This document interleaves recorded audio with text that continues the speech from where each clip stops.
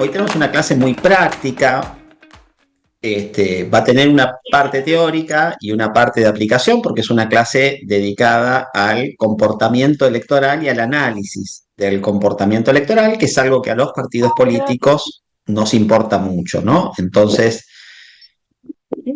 tengan a mano un dispositivo con un software de Excel o con una planilla Excel, les recomendaría que tengan a mano una planilla de cálculo. Hay veces que si alguien está desde celular y tiene Drive, puede abrir una planilla de cálculo, una hoja de cálculo gratuita desde el Google Drive también. Pero bueno, quienes no lo tengan, no se preocupen, la clase, insisto, va a quedar grabada y nosotros vamos a dejarles para que ustedes puedan descargar en cualquier momento las planillas con los ejercicios, los documentos en Excel con los ejercicios que vamos a hacer hoy para hacer análisis de comportamiento electoral. Así que quienes no lo tengan, a su vez, también vamos a dejar disponibilizada literatura para quienes quieran leer alguna bibliografía referida al análisis del comportamiento electoral. Vamos a dejar algunos capítulos de un manual de análisis de comportamiento electoral para quienes quieran profundizar con muchos más indicadores. Bueno, son análisis que implican manejo de matemática un poco más avanzado, que obviamente no dan para este encuentro. O sea, ahí van a tener una diversificación de herramientas para poder profundizar quienes quieran también con este manual que está ahora compartiendo Lisette por el chat, ¿no? Digamos, es un manual mucho más extenso, es una selección de páginas con algunos de los indicadores que vamos a ver hoy, que también para quien le interese es un tema muy interesante. Bueno, vamos a arrancar porque tenemos poquito tiempo, así que hay que aprovecharlo bien.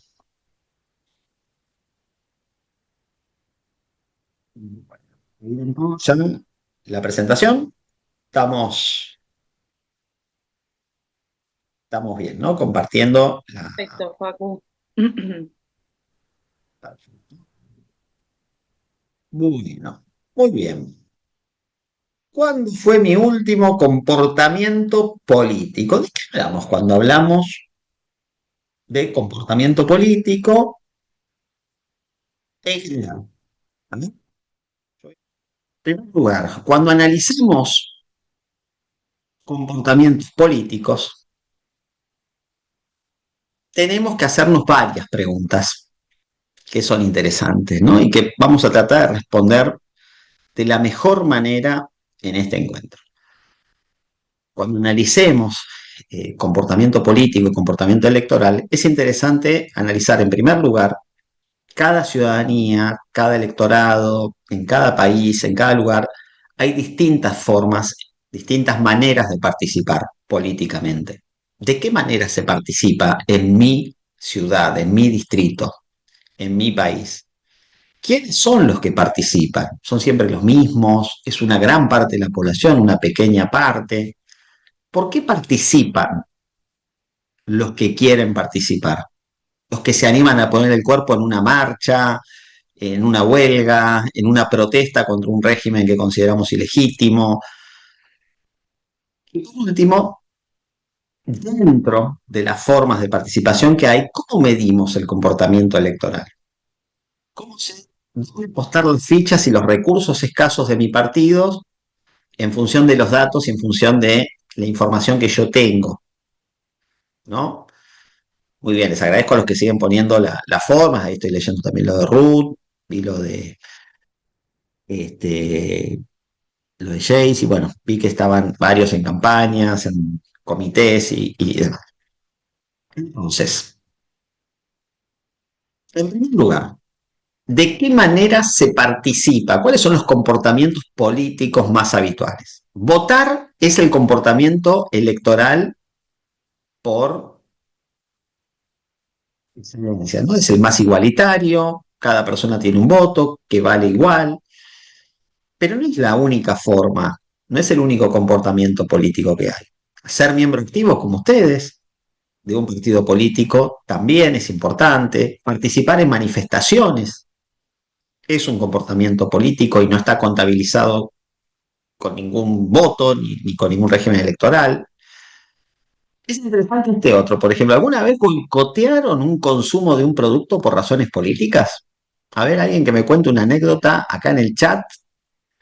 Boicotearon el consumo de un producto por razones políticas. A ver si alguien, el que cuenta la anécdota más interesante, la leemos. A ver. Boicotear el consumo, cualquier producto, por razones políticas. Yo tengo una anécdota medio bizarra con esto, pero bueno, si no hay nadie que cuente una anécdota, yo también la cuento. Pero, a ver, voy a ver qué es lo que me cuentan y después yo les cuento. ¿Alguien dejó de consumir algún producto por una razón política? Discutiendo las vacunas, bueno, Liliana, bueno, eso puede ser. Ron Santa Teresa, puede ser. Bueno, muy bien ese ejemplo ahí que nos da Fernando, porque es una empresa vinculada o que recibió dinero de Maduro. Bueno, yo no tomo ron, pero bueno, haría lo mismo. Sí se boicoteó la última fase. Bueno, sí, eso puede ser. Juego de Tronos fue la serie preferida. Yo tampoco la vi, pero no por eso, no tuve tiempo de verla, Cecilia, pero bueno, pero sí, sí querría verla, pero por curioso nomás, pero no tengo tiempo.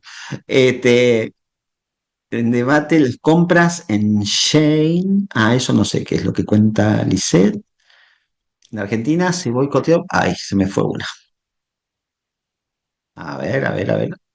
Hubo una interesante. Acá en Argentina, Acá en Argentina dice Maximiliano Ezequiel, tomate. se boicoteó eso, el consumo de Eso me tomate acordaba, acá en Maxi. Argentina. Mirá, por razones políticas. Porque da juegos online, muy bien, eso está bien. No compro harina de maíz que no sea pan, es una empresa privada y no del gobierno. Ah, mira, bien, ese que da Beatriz. Muy bien, pagar impuestos municipales por aumento excesivo. Yo, no, la anécdota que yo tenía era mucho más bizarra, que en algún momento me llegó por WhatsApp que una marca de aceitunas era de un gobernador medio turbio del interior, entonces no se podía comprar. Y comprar otra marca de aceituna, bueno, cualquiera. También, ¿no? Pero esa es otra.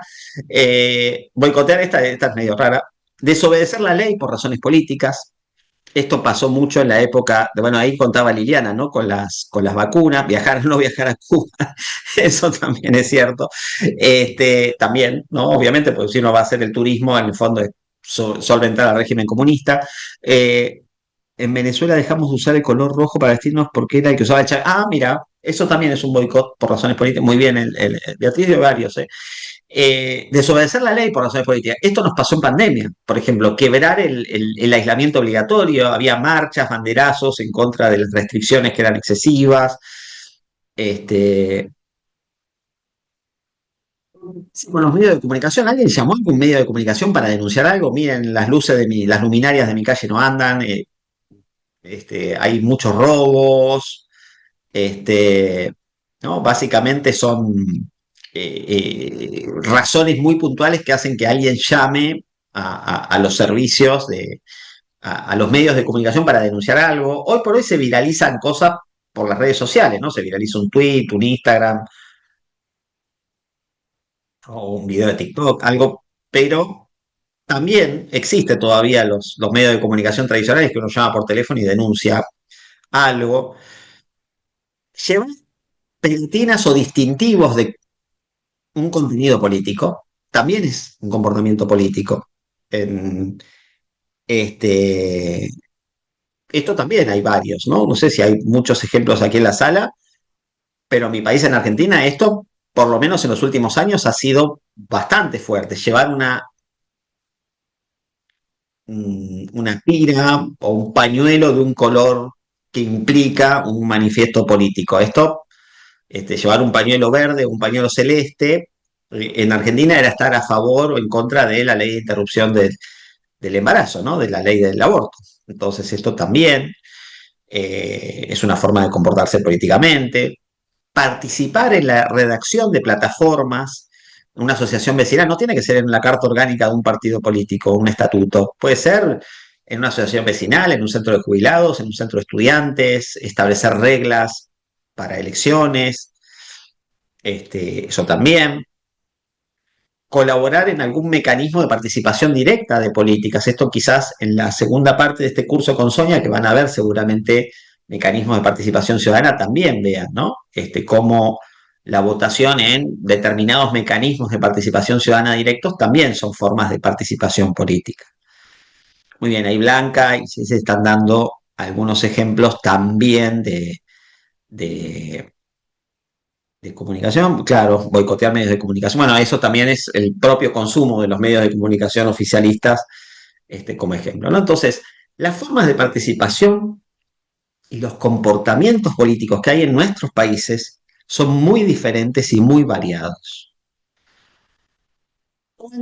En que nosotros vamos a estar concentrados en estudiar, sobre todo en este encuentro, sabiendo que no es el único, vamos a estar sobre todo concentrados en el voto.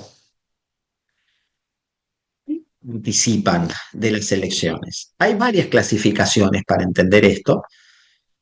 Lo que sabemos es que, en general, de todos los electorados, hay un tercio de personas que nunca participan o que son muy apáticos, que es muy difícil que vayan ni siquiera a votar. Hay una gran parte de la población, generalmente es más de la mitad y un 60% de la población, que denominamos como espectadores, que a lo sumo van, votan y se vuelven a la casa rápido y no quieren tener mayor compromiso político. Y en general, la participación política más activa descansa en alrededor de un 10% de la población, ¿no? Entonces, básicamente, una de las clasificaciones generales, que es bastante práctica, por cierto, es un 30% de apáticos, un 60% de espectadores y un 10% de gladiadores, que serían los que estamos acá, digamos, ¿no? Los que tienen una militancia activa y una capacidad de promover comportamientos políticos en forma continua. Hay otras clasificaciones un poco más sofisticadas, ¿no? Decir, bueno, esta es una clasificación que hacen Barnes y Case, ¿no? Que dicen hay una parte de la población que no participa casi nunca, que son los inactivos. Hay una parte de la población muy mayoritaria que son los conformistas, que simplemente van, votan, pero no participan en formas de protesta. Hay otra parte de la población que solamente participa en forma contestataria, en acciones violentas, en acciones de transgresión de la ley, cuando hay protestas que implican precisamente confrontar contra las reglas del Estado, del régimen. Hay otras personas que participan, ya sea en marchas, en manifestaciones y votan, que son los reformistas, y hay un grupo más reducido que entra en cualquier tipo de acciones, ¿no? Que son los activistas, ya sea formas de acción legal o forma de acción ilegal, participan en todas, digamos, ¿no? Entonces, es importante, en la medida de nuestra formación de agrupaciones políticas, de nuestra membresía, de ser miembros, de ser partícipes en organizaciones políticas, sí es importante que sepamos nuestros conciudadanos qué tipos de comportamientos políticos tienen. En todas nuestras sociedades tenemos una parte de la ciudadanía inactiva, una parte conformista, una parte contestataria, otra parte de la ciudadanía que es más bien reformista y otra parte que es activista, que entra en todo, ¿no? Entonces, obviamente, entre nuestras propias ciudades, en nuestros países, cambian los tipos de participación política que tenemos, ¿no? Entonces, esto también es importante que sepamos. Por ejemplo, en la ciudad de Buenos Aires probablemente tenemos más activistas o más contestatarios que en las ciudades del interior del país, son ciudades menos pobladas. O probablemente hay provincias con mayor activismo y otras provincias más quietistas, más inactivas o más conformistas. Bueno, esto también es importante a la hora de plantear políticas públicas, ¿no? Bien. Sí, acá más, Liliana, que que lo virtual estamos pensando sobre todo, pero tenés razón, los trolls es una forma de participación política virtual y cada vez más importante, pero acá sobre todo estamos pensando en formas tradicionales de comportamiento político presencial, ¿verdad?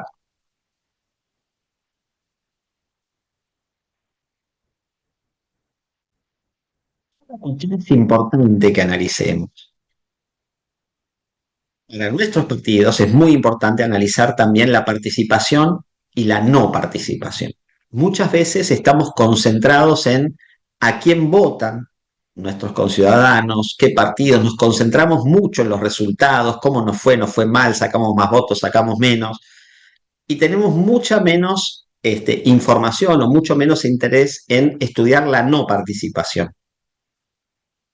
Y en los distritos donde tiene representación nuestro partido, en todos los distritos hubo el mismo nivel de ausentismo, hubo el mismo nivel de voto en blanco, hubo el mismo nivel de voto nulo.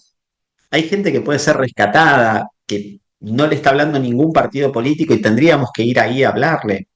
Tendríamos que saber también medir de manera más precisa en qué distritos tenemos menos participación y en cuáles tenemos más participación. De modo que es interesante que estemos atentos y que tengamos herramientas para medirlo, ¿no? ¿Por qué se participa o no? Es en los lugares donde hay más adultos mayores, donde más se participa, es en los lugares donde hay más jóvenes, donde más se participa, es en los lugares donde hay mayor nivel educativo, donde más se participa, donde hay menos, donde hay mayor poder adquisitivo, donde hay menos. También tenemos que saber, y esto solamente lo vamos a saber en base al estudio y al análisis de información, cómo juegan las distintas variables socioeconómicas en la participación o no en nuestros países. Y esto es diferente. No es la misma la variable educación en Argentina si colabora al ausentismo o a la participación que en Venezuela o en Perú. Esto lo tenemos que estudiar en cada uno de nuestros casos, ¿verdad? Entonces, también es importante que lo vayamos viendo. Entonces, es una parte más teórica, más introductoria. ¿Cómo medimos el comportamiento electoral? Y acá es donde yo los invitaba a quienes tengan a mano un Excel, dejarlo listo para analizar, ¿no? O sea, una de las cosas que es más importante que podamos tener información, la mayoría de los que estamos aquí, inclusive en Venezuela hay elecciones, sabemos que están fraguadas y que el madurismo las ha manipulado, pero, y ahí no tenemos ni siquiera resultados, pues se robaron hasta los resultados electorales, pero la mayoría de los países tenemos información de datos electorales de elecciones previas. Y esta es información que nos puede ayudar, que nos puede servir como insumo también para analizar el comportamiento electoral de nuestros distritos y para poder tomar decisiones o para poder analizar y planificar campañas y demás. Entonces, las herramientas de medición del comportamiento electoral, que es lo que quería que precisamente este encuentro lo hemos llamado así para poder discutir estas herramientas, es lo que vamos a tratar de ejercitar con ustedes en el día de hoy. ¿De dónde podemos sacar? En eso coincido, Néstor, lo que están diciendo, ¿no? Obviamente en Venezuela la forma de participación electoral están restringidas y están completamente suprimidas por el momento, ¿no? En tanto haya un régimen como el madurista. ¿Cuáles son las principales? Lo que sí tenemos en Venezuela son resultados anteriores, ¿no? De cuando había elecciones, más o menos competitivas. Obviamente, en los últimos procesos no podemos contar con ninguno de esos resultados. Pero sí tenemos información de antes, ¿no? De comportamiento electoral previo, digamos, de elecciones anteriores. Esta es una de las fuentes de información que tenemos para medir el comportamiento electoral. Resultados electorales públicos. Podemos acceder la mayoría en nuestros países. ¿Qué fuente de información tenemos como interesantes? ¿Qué sé yo? También hay sondeos permanentes. Por ejemplo, a nivel regional, tenemos una herramienta bastante interesante que desarrolla las Naciones Unidas junto con otras asociaciones que se llaman Latinobarómetro, que nos permite saber cuáles son los niveles de apoyo o de satisfacción con la democracia en nuestros distintos países. No es lo mismo hacer un discurso centrado en las bondades de la democracia en un país donde la mitad de la población está descontenta con la democracia que en uno donde hay un 90% de apoyo a la democracia. Y esto es un dato empírico, más allá de que todos tenemos un compromiso democrático que es inclaudicable, la centralidad de ese discurso, de un concepto, va a depender también de cuál es el nivel de apoyo que tienen cada uno de nuestros países. Hay países que están muy insatisfechos con los resultados de las democracias y hay ciudadanías que están hastiadas, ¿no? A las que hay que reconvertir y recuperar en su apoyo a la democracia. En este sentido, una de las fuentes de información que tenemos para saber cuán grave es la desafección con el régimen democrático es, por ejemplo, el Latinobarómetro. Eso lo puede acceder cualquiera desde sus propias computadoras y desde sus propias fuentes de acceso a la información digital. Latinobarómetro cada año publica un índice que es como una especie de termómetro, ¿no? Donde nos da fiebre o nos da que estamos bien, ¿no? Si da que bajó mucho el apoyo a la democracia, es preocupante. Si se mantienen dentro de los parámetros normales, es que pese a todas las cuestiones y a todas las deudas que tienen las democracias en nuestra región, se mantiene dentro de niveles de apoyo aceptables. Otra cuestión que también tenemos para medir, sobre todo el comportamiento electoral de una población, son las encuestas de opinión. Muchas veces estos sondeos o estas encuestas en nuestros países están con una sombra de dudas muy grande, ¿no? Porque decimos, bueno, a tal encuestador le paga un partido político para que publique una, una determinada fuerza política como, con más apoyo que otra, pero en general también esos sesgos que hay de las distintas encuestas se pueden llegar a se pueden llegar a cotejar con algunos promedios, ¿no? Tratar de decir, bueno, si saco un promedio entre las encuestas del oficialismo y las de la oposición, puedo llegar a tener una idea respecto de dónde está el punto medio, ¿no? De estos sondeos. Hay dos comportamientos típicos que se dan en las encuestas, ¿no? Que son que en el comportamiento electoral son denominados como underdog o one day gone, ¿no? O sea, hay encuestas donde un competidor de la nada que arranca muy atrás, arranca muy abajo en las encuestas, empieza a crecer, crecer, crecer, crecer, crecer, crecer y termina siendo el que se impone, el que gana la elección. Ese es el efecto underdog. Es como de las carreras de perros, ¿no? El perro que viene de atrás y pasa a todos. Y hay otro efecto que es el efecto que se llama One Dagon, que es el efecto donde el mismo candidato o el mismo partido que lanzó primero en las encuestas se mantiene primero a lo largo de toda la campaña electoral y termina ganando, ¿no? Hay dos típicos dinámicas.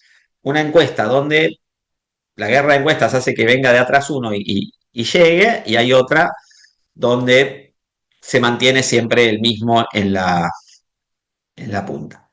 Bueno, acá están diciendo en Argentina, en el proceso de las elecciones primarias que tuvimos en el año 2023, Milei estaba tercero en todas, venía de atrás, venía del fondo, y nuestro actual presidente terminó ganando contra los pronósticos o por lo menos contra los sondeos de opinión que no lo daban victorioso en las elecciones primarias, ¿no? Después de las elecciones primarias se posicionó fuertemente como el candidato ganador. Pero hasta entonces no era tenido en consideración por los sondeos. Ese es un ejemplo de underdog, ¿no? De venía de atrás y termina ganando. Pero hay muchas encuestas, indicadores socioeconómicos, indicadores de consumos culturales, hay muchas informaciones que podemos llegar a tener. Este, muy bien. En Venezuela, obviamente, como están indicando muchos, el sesgo de un régimen autoritario nos hace dudar de toda la información. Y aparte, los encuestadores que logran publicar claramente pasaron la censura del régimen, ¿no? Entonces ahí tenemos un sesgo de información. Por eso también arranqué la clase diciendo el comportamiento electoral es una de las formas de manifestación política, pero por ejemplo, la oposición en Venezuela encontró otros canales de comportamiento político que no tenían que ver con lo electoral, copar las calles, hacer manifestaciones y demás, y también eso es cuantificable y es medible, ¿no? Entonces, el comportamiento electoral sabemos que en Venezuela está trunco. Hay una barrera donde el fraude impide confiar en las encuestas, los datos electorales, el organismo electoral y todo, pero hay toda una serie de, un abanico de alternativas de comportamientos políticos que la oposición está haciendo uso, dado que lo electoral no estaría siendo el caso, ¿no? Entonces, para medir hoy, nosotros tenemos, para quienes quieran bajarse el archivo Excel, no sé si Lisette pasó el link, yo les dejé un link de prueba, si quieren ir bajándoselo, igual después vamos a llegar a la parte de la presentación donde está la, hay alguien que, al igual que la otra clase, está escribiendo la pantalla. Así que, si quieren decir algo, pueden escribir en el chat o me comentan, pero generalmente la pantalla tratemos de no escribirla. Eh, pero bueno, básicamente vamos a medir algunos indicadores, como por ejemplo la orientación y la concentración del voto, la volatilidad y la participación, el ausentismo y el voto negativo. ¿No? Básicamente son indicadores que nos ayudan a pensar también en cómo se comporta, que a veces los pasamos por alto estos datos y son importantes. Inclusive en Venezuela, les digo, si bien nosotros no tenemos datos confiables de las últimas elecciones, de 3 o 4 procesos electorales para atrás, sí tenemos algunos comportamientos electorales típicos en cada región, ¿no?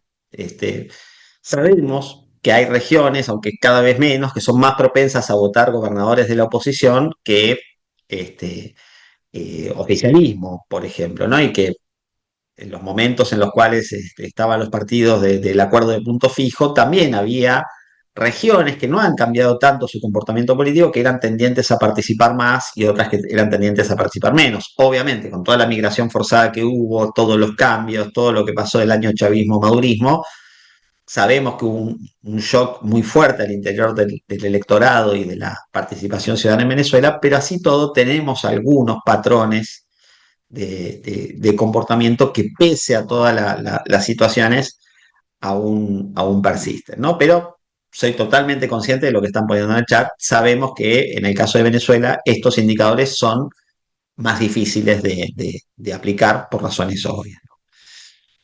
Eh, Muy bien. Entonces, vamos a, primero que nada, ver lo que son los indicadores vinculados a orientación y concentración, ¿no? Con estos indicadores nos referimos a dos cosas distintas. Por un lado, la orientación del voto es una orientación ideológica. Esto es más fácil de hacer en algunos casos que en otros. En Argentina, por ejemplo, medir la orientación de izquierda a derecha del electorado es bastante difícil porque no tenemos una tradición de voto en términos de izquierda y derecha.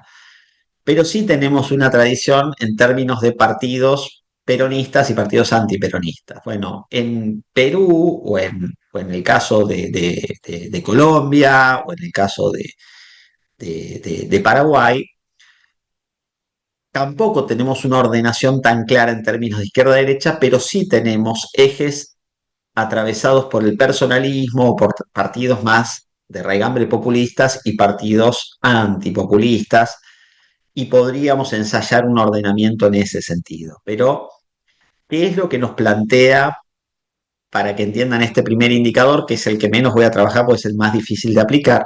Lo que nos plantearía el indicador de orientación del voto es poder decir, a ver, yo tengo, supongamos que tenemos 10 provincias, 10 estados, 10 distritos distintos.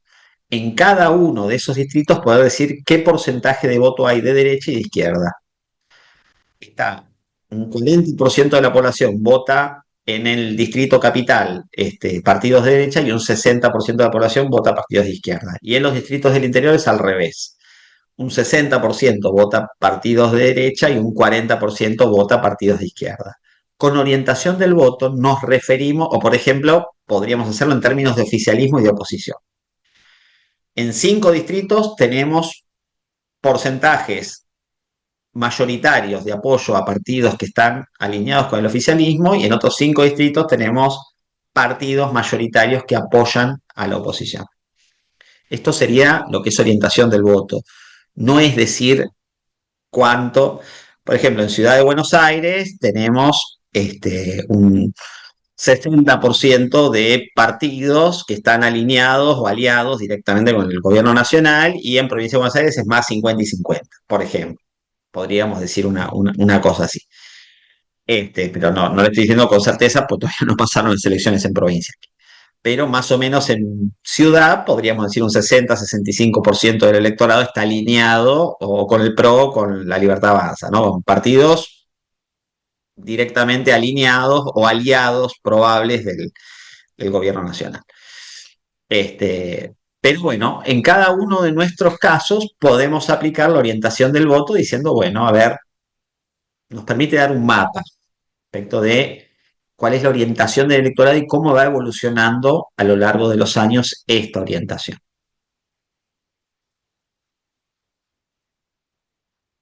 La concentración implica saber los dos partidos o las dos fuerzas políticas más votadas, qué porcentaje del 100% de la gente que fue a votar concentra. La concentración, ¿qué es lo que me dice? Me ayuda a saber la representatividad de las fuerzas políticas más importantes. En Estados Unidos sería 99% la concentración, porque los republicanos y demócratas agrupan a todo el electorado, entre 98 y 99% en todos los estados. En nuestro, Perú tiene una fragmentación enorme, en Paraguay está bastante concentrado, hay una concentración bastante más grande. En Argentina ahora hay un proceso de fragmentación grande porque es una legislativa, pero en general para las presidenciales crece el nivel de concentración. En cada uno de nuestros países va a ir variando esto, ¿no? En Venezuela hubo una concentración muy grande, si bien se robaron la elección, sabemos que ganó la fuerza de Corina Machado y del mundo, pero hubo una concentración muy fuerte del electorado, ¿no? Porque básicamente entre la oposición y el madurismo, la mayoría, en los números reales, digo, ¿no? En los que dio el oficialismo, en los que sabemos por las actas, hubo una concentración muy grande, ¿no? Este, bueno, y en Argentina, ahora tenemos que ver qué pasa en provincia, ¿no? Donde va a haber 3 bloques de fuerzas políticas muy, muy fuertes, entonces ahí a ver si se logra quebrar la polarización que se dio, por ejemplo, en otros distritos. Pero bueno, esto también tenemos que ver. Entonces, la concentración es sobre el 100% del electorado, cuánto porcentaje explican los dos partidos más votados. ¿Para qué me sirve esto? Me sirve sobre todo para saber, si yo soy una tercera fuerza política, dónde son los distritos donde tengo mayor electorado disponible. ¿No? Entonces, esto también es un índice, ¿no? De todos los distritos electorales que hay, de todos los departamentos, provincias, las distintas ciudades donde compite mi partido, o si soy uno de los más grandes, donde es que tenemos mayor fuerza representativa, donde crece nuestro poder de representación. Entonces, esto también este es un índice extremadamente sencillo de calcular, porque es una suma. Es sumar de todos los partidos que compitieron en la elección los porcentajes de los dos que más sacaron. ¿No? Este es extremadamente sencillo. La orientación del voto, ¿qué es? Es agrupar, bueno, Cecilia, es verdad, ahí en Chile, que es un país muy fragmentado históricamente, ¿no? En la última elección hubo sobre todo para la última elección, hubo una concentración más bien grande, pero es un país recontra fragmentado Chile, históricamente. Entonces, la orientación, que era lo que habíamos dicho, es poder unir en bloques, por ejemplo, votantes de izquierda y votantes de derecha, agrupar todos los partidos en bloques y sumar la cantidad, no importa si son el partido de izquierda, el partido socialista, el partido revolucionario, bueno, sumo todos los partidos, después todos los de derecha, el conservador, el liberal, el libertario, los partidos de centro, demócrata cristiano, que entran de centro a centro derecha, los sumo y digo qué porcentaje hay en cada distrito orientado a la izquierda o a la derecha. ¿No? O puedo decir orientación oficialista y opositora, también si quiero. Este es el primero de los indicadores. Es el primero de los indicadores. Ya. Aquí vamos bien. Perfecto. Otro indicador que es muy interesante saber es la volatilidad. La volatilidad. ¿Cuánto cambió el humor del electorado entre una elección y otra?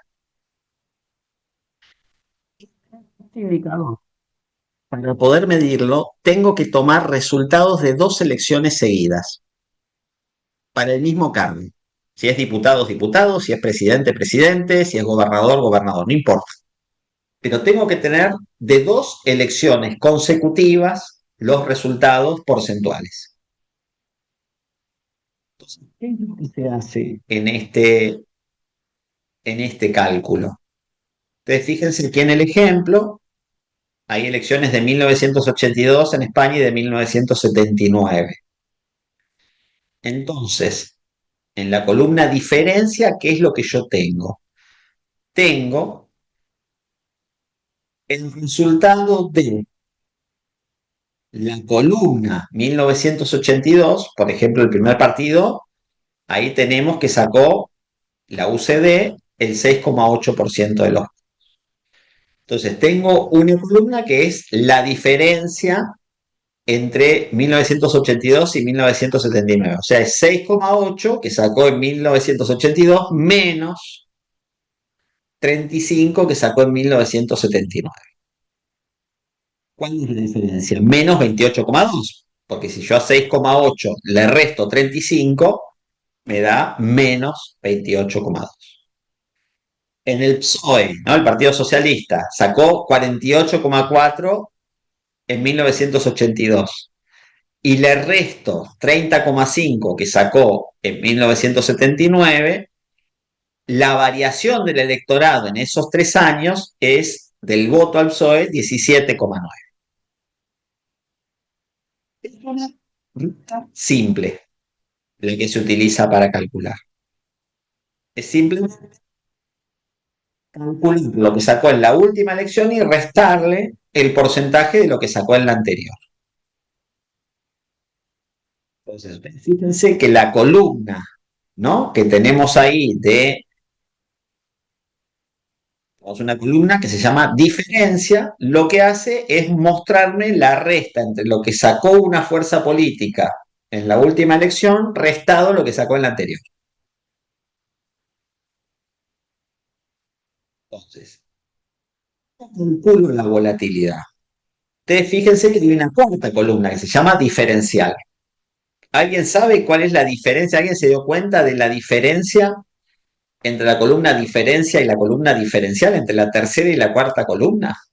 Hay una diferencia muy sencilla de identificar.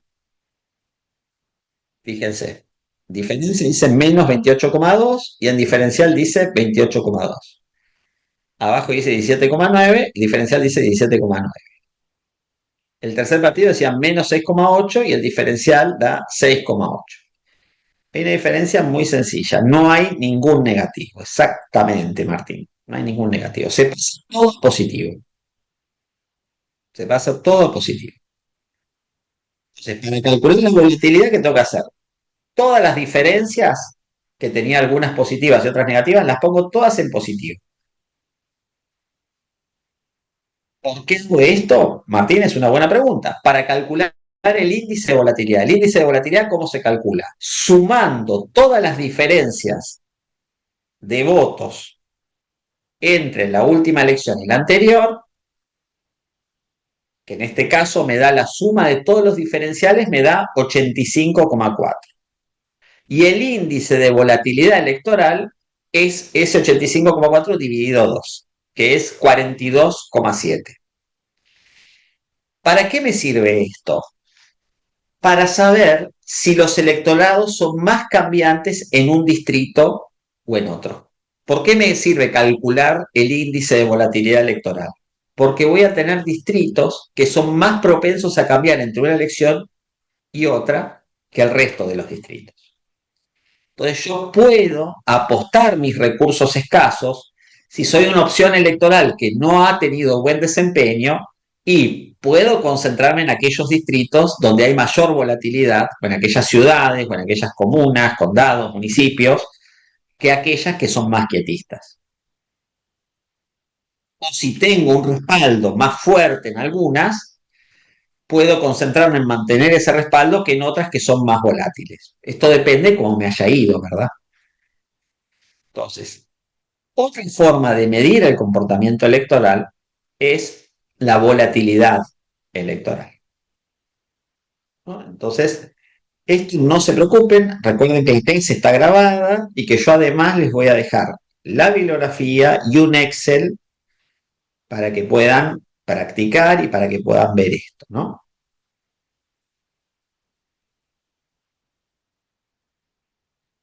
Muy bien. Ahí están contando Adriana una experiencia interesante. Después, Adriana, la voy a ver. Sí, esa es otra forma, ¿no? De simplificar. Bueno, por otro lado, el abstencionismo y el voto negativo son muy importantes que podamos medir también abstencionismo y voto negativo, ¿no? El, el abstencionismo es la cantidad de votantes de todo el padrón o todo el listado de electores que no fueron a votar. Abstencionismo llamamos a los que no votaron pero estaban habilitados para hacerlo. Por ejemplo, yo tengo un montón de ejemplos de una provincia que se llama Santa Fe en Argentina, ¿no? Entonces tengo que en las elecciones de diputados nacionales en el año 2015 había, bueno, en diputados provinciales había 1.746.000 votantes de un total de inscritos de 2.573.000 electores habilitados. ¿Alguien me dice, a ver, qué cantidad de votantes fue el abstencionismo? ¿Alguien se anima a ponerme en el chat cuál fue el abstencionismo de diputados provinciales en 2015? A ver, y de paso veo si me están escuchando, si estoy hablando solo. A ver si. A ver, ¿cuál fue el abstencionismo en diputados provinciales? O sea, sería en esta primera, ¿no? En la... ¿Qué tendría que ser para calcular el abstencionismo? 1.746.000 personas tendría que hacer. ¿Qué manera calcula el abstencionismo? La cantidad de abstencionistas, ¿cuál fue? ¿Alguien es capaz de ponérmela en el chat? La cantidad de votantes abstencionistas. A ver si alguien me pone la cantidad exacta en el chat. A ver si Ay, entendieron lo que es el abstencionismo. A ver si estoy hablando yo solo. O yo acabo de calcular con el celular, tengo el número exacto. A ver si alguien me pone la cantidad de abstencionistas en esta primera elección, diputados provinciales. El total de electores era 2.573.431 y los votantes, no importa lo que votaron, blanco, nulo, lo que fuera, la cantidad de votantes fueron 1.746.000.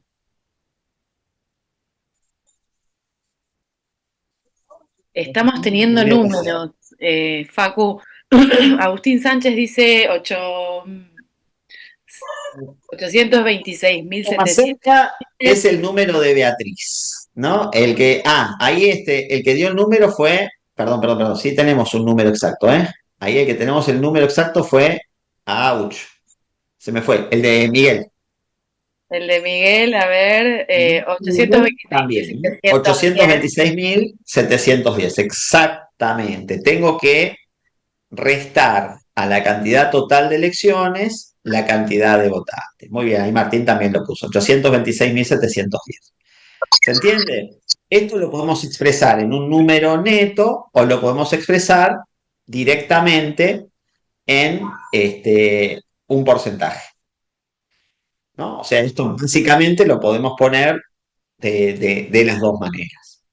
Este, Así que bueno, básicamente si yo hago 1.746.000 721 dividido,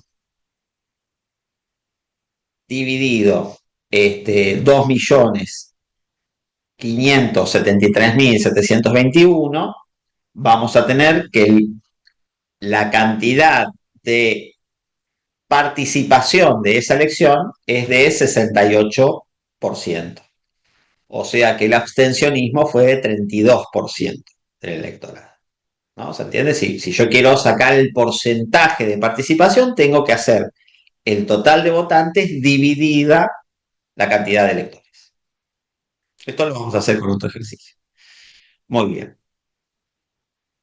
Y aquí llamamos voto negativo. El voto negativo es la cantidad de gente que fue a presentarse a votar y en nuestros distintos países tenemos formas de calificar a quienes no optaron por ninguna de las opciones de las fuerzas políticas que estaban presentadas. ¿No? Entonces, básicamente, esto lo llamamos voto negativo, que es la suma de todos los votos que pueden ser observados, blancos, anulados. En nuestros países hay distintas legislaciones electorales, pero todos nuestros países dan la posibilidad de que el elector no voten por ninguna de las fuerzas políticas que tienen en la boleta única, en las distintas boletas separadas, en el instrumento de sufragio, que lo vamos a ver en la clase que viene, que tenemos en nuestros distintos países, ¿verdad? Así que, no, pero eso, Martín, es obvio, ¿no? Siempre hay fallecidos entre el día que cierra el padrón y el día que se va a votar. Obviamente nunca es exacto y nunca va a dar 100% de la participación, a menos que sea un pueblito de 100 personas que todas están ahí el día de la elección. Eso siempre ocurre. Pero lo que sí es importante, como esta distribución es estadística y hay más o menos los mismos fallecidos en todos lados y proporcionalmente, sí es importante que veamos los niveles de participación en los distintos distritos. En el país, por ejemplo, hay unos académicos que se llaman nulos, ¿no? Como dice Luis también, el abstencionismo, pero el abstencionismo también es algo interesante también, Luis, para ver. Por ejemplo, las últimas elecciones de cargos subnacionales que tuvieron ustedes, de cargos locales, sería interesante ver en cuál el oficialismo logró que vaya a votar más gente y en cuáles menos. Aún creyéndole a los datos que publica el régimen de Maduro, que son de dudosa procedencia. Bien, muy bien.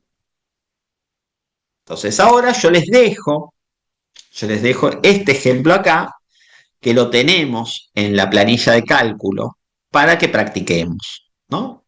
Para que practiquemos. Tenemos entonces un supuesto resultado electoral del año 2021 y otro del año 2025.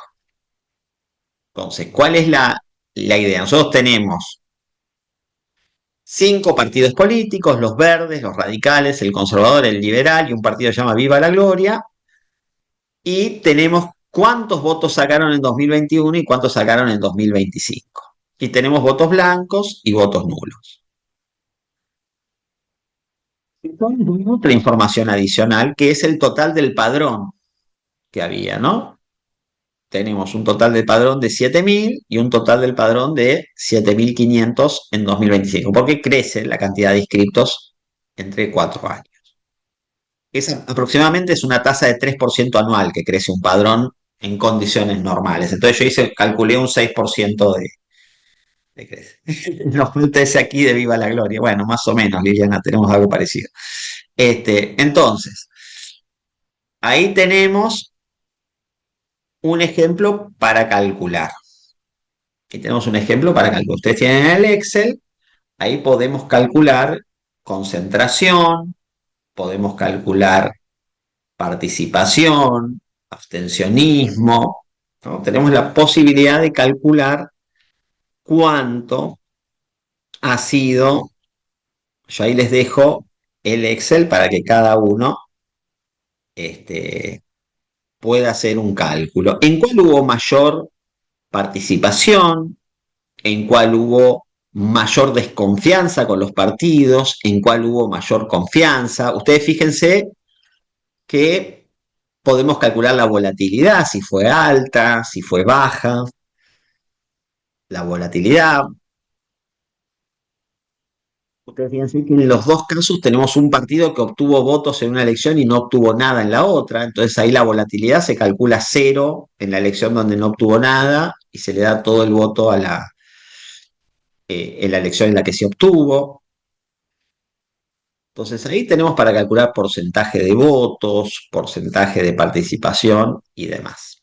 Yo les dejo tanto la planilla para que ustedes puedan ejercitar como la resolución de cada uno de estos ejercicios. Yo les voy a dejar los dos Excel. El Excel para que practiquen vacío y el Excel con los resultados, para que ustedes puedan hacer una práctica. Por ejemplo, ¿qué es lo que nos dice este ejercicio?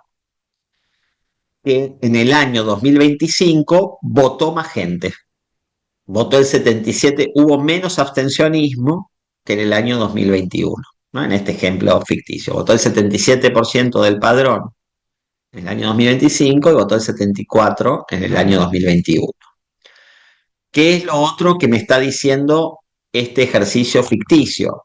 Que la gente tuvo mucho más voto negativo en 2021, que fue el 19%, que en el año 2025, que fue el 6,9%. También me muestra que fue menor la concentración en 2021. El 59% de los votos acumularon los dos partidos más votados, ¿no? Entonces fíjense que en el año 2021 el radical y el conservador acumularon el 59% de los votos. Y en el año 2025 los dos partidos más votados, Liberal y Viva la Gloria, acumularon el 63%. Entonces, fíjense ustedes cómo en dos elecciones yo tengo un montón de información respecto de cómo fue el comportamiento del electorado con datos muy sencillos, solamente sumando y restando. No tienen que hacer ninguna operación matemática muy compleja, ¿no? Son solamente datos básicos que podemos tener para analizar el comportamiento electoral en distintos lugares donde estamos trabajando, ¿no? Estas son herramientas muy fáciles de aplicar, nos pueden servir para nuestra propia ciudad, para medir nuestra ciudad y las ciudades vecinas, a ver cómo es el comportamiento electoral, cuáles son las que tienen más voto negativo, dónde es que más participan, dónde menos, en mi departamento, en mi gobernación. Son herramientas de una aplicación muy ágil y muy sencilla que también me pueden ayudar a entender un poco más el electorado alejado de las pasiones, ¿no? Alejado de lo que es el día a día del trabajo en territorio y al interior de los partidos. Entonces ustedes van a tener las dos planillas, una para hacer el ejercicio en blanco, que va a ser la ahí van a tener en la planilla en blanco, tienen todo estructurado, concentración, todo en blanco lo tienen, pero para que ustedes llenen los datos. Y después van a ver si lo pueden emular en la que ya tienen las fórmulas completas, los resultados y demás, con todos los resultados específicos, ¿no? Cómo fue la volatilidad y cómo fue la...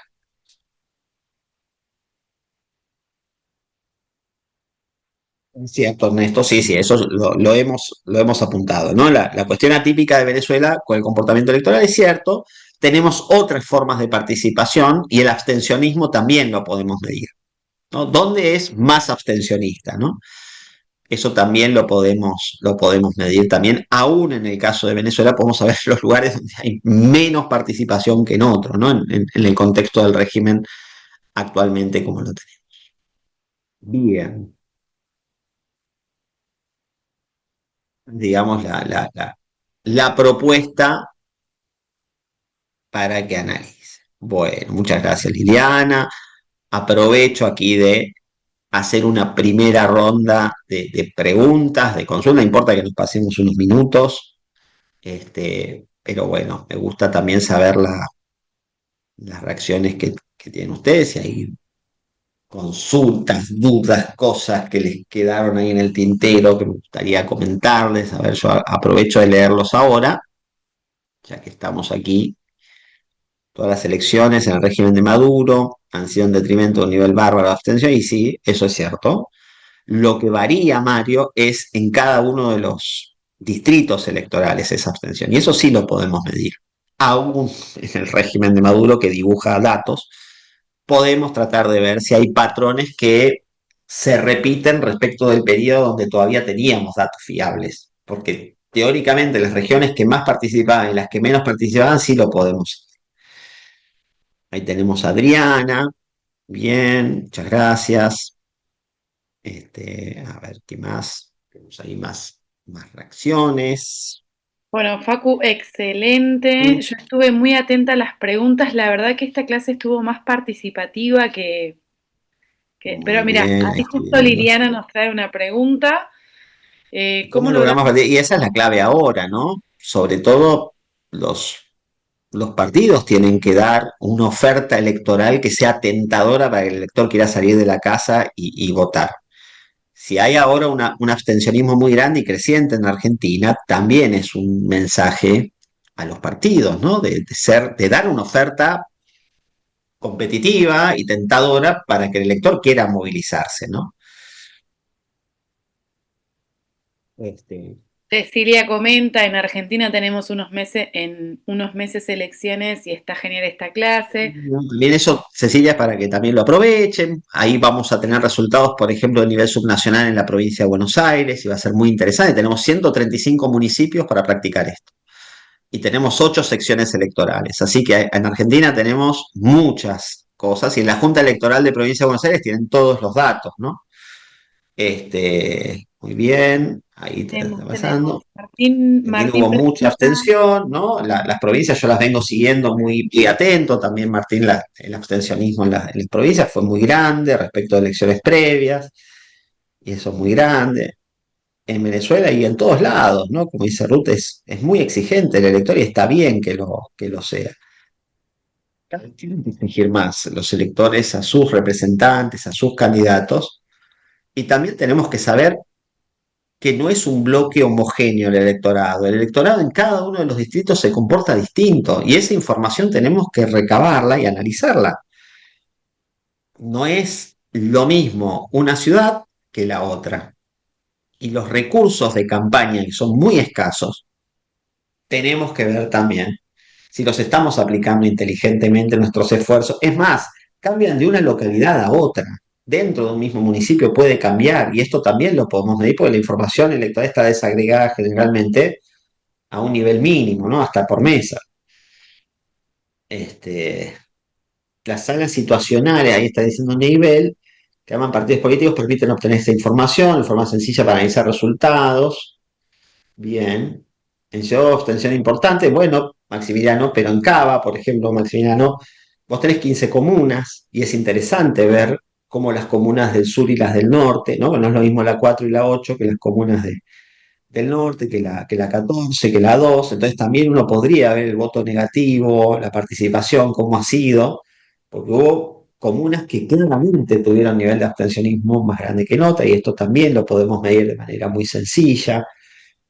Este, Facu, hay una pregunta de Martín que me parece importante que a la ver, yo respondamos. no Más la vi. arriba, no importa, que dice, les enviamos lo que hagamos o cómo es el mecanismo de participación en la actividad. Bueno, eso No es puedo importante. A ver, participar. nosotros lo que les hemos dejado, dado que somos muchos, nosotros les hemos dejado precisamente el Excel con el ejercicio y el Excel con los resultados completos para que ustedes se puedan manejar y hacer una autocorrección de los ejercicios. Nosotros les dejamos la literatura que explica la medición y el desarrollo de cada uno de estos indicadores del comportamiento electoral, les dejamos el ejercicio de práctica y les dejamos la resolución de los resultados, ¿no? Entonces, eso también es importante. Y obviamente, como hemos hecho al inicio de esta clase, al inicio de la clase que viene, vamos a arrancar respondiendo dudas o inquietudes que hayan tenido durante este periodo hasta el próximo encuentro, ¿no? Así que bueno, ahí también les agradecemos los comentarios que están haciendo.